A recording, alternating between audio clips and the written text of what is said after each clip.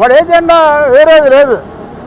Fight చేస్తున్నా తీయాలి తీయాలి తీయాలి తీయాలి అనే ఒకటి తప్ప వేరేదే లేదు. అయినా సరే చంద్రబాబు నాయుడు గారికి నా గౌరవంతో రాష్ట్ర ప్రధాన కార్యదర్శి ఇచ్చి 3 జిల్లాలకు ఇన్ఛార్జిగా వేశారు ఉత్తరాంధ్రకి. ఇప్పుడు కూడా ఉన్నాను నేను.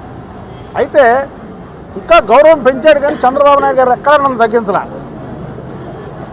మీడియా వాళ్ళకి తెలుసు, రాష్ట్ర ప్రజలకు తెలుసు, తెలుగుదేశం పార్టీ శ్రేణులకు తెలుసు, ఆఖరికి వైసీపీ వాళ్ళకి కూడా తెలుసు. ఏంటి, ప్రభుత్వం పోయాక చంద్రబాబు నాయుడు గారి కుటుంబం తప్ప ఈ రాష్ట్రంలో 4-5 తప్ప ఎవరో మాట్లాడినటువంటి దాఖలాలు లేవు.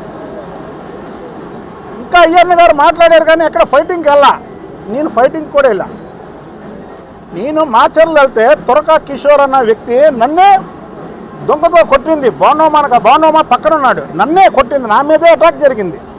ఒకటి జోగి రమేష్ ఇంటి మీదకి వస్తే నేను వెళ్ళి 1 గంట సేపు పోరాటం చేస్తే ఆ రోజు నాకు ఎందుకో సాస్ వచ్చి 1 గంట సేపు నేను ఒక చెట్టు కింద పడిపోయి ఇచ్చేస్తే ఆ రోజు గద్దె రామోహన్, ఏలూరు సాంబశివరావు గారు వాళ్ళు పాపం ఇసిరి నా చెమట్లు ఆరేవారు పక్కన కూర్చున్నా. నేను అవలే అయిపోయాను అనుకున్నా. ఇలాగా పోరాటానికి విజయవాడలో ఎవడవునన్నా కాదన్నా నేను ఒక బ్రాండ్ అనేది రాష్ట్రం మొత్తం తెలియపరిచా. కానీ ఇవాళ 175 స్థానాల్లో ఈ యొక్క సీటు పక్కన పెట్టేసి 174 గంటలకి ఐవీఆర్ తీసుకుంటున్నారు. అక్కడ ఎవరైతే 1 నొక్కండి 2 నొక్కండి అంటే ఇక్కడ నేను చంద్రబాబు గారికి కూడా ప్రభుత్వం పోయిన 6 నెలలకే ఆయన చెప్పారు, సార్ ఈసారి నేను అసెంబ్లీకి వస్తా సార్, మీ వెనకాతలు కూర్చుంటానండి, కూర్చొని మిమ్మల్ని ఎవరెవరు మాట్లాడుతున్నారో వాళ్ళందరి సంగతి నేను తెలుస్తా సార్ లోపల అన్న. ఆయన ఎప్పుడు నాకు దేవుడు, భగవంతుడు. నిజంగా చెప్తున్నా, నాకు ఇవాళ మీడియా ముందు అవకాశం ఇచ్చాడంటే చంద్రబాబు నాయుడు గారే. ఆయన నాకు దేవుడితో సమానం. అందులో రెండో క్వశ్చనే లేదు. వాళ్ళలాగా పెడితే పెళ్ళికూడు, పెట్టకపోతే చావుకూడు మనిషిని కాదు నేను. ఆయన ఆల్రెడీ నాకు పెట్టాడు. నేను అయితే నా డిమాండ్ ఏంటంటే ఇవాళ భారతదేశంలో సంకీర్ణ ప్రభుత్వాలు వస్తున్నాయి. పార్టీ కూడా లాయల్గా ఉండే వాళ్ళని చూసుకోవాల్సినటువంటి అవసరం ఉంది. ఉదాహరణకి చిన్న ఉదాహరణ చెప్తా. హైదరాబాద్లో బొంతు రామ్మోహన్ నిన్న నేను టీవీలో చూసా.